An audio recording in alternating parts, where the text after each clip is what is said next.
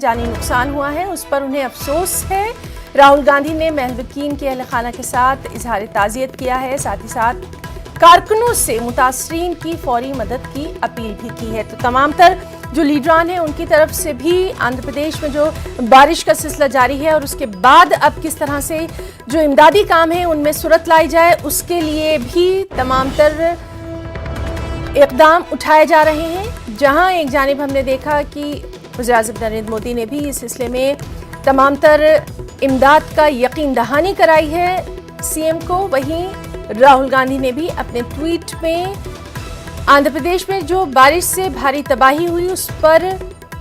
इजहार अफसोस किया, महलवकीन के अहल खाना के साथ ताज़ियत का इजहार किया और कांग्रेस कारकुनों से मुतासरीन की मदद की अपील की है।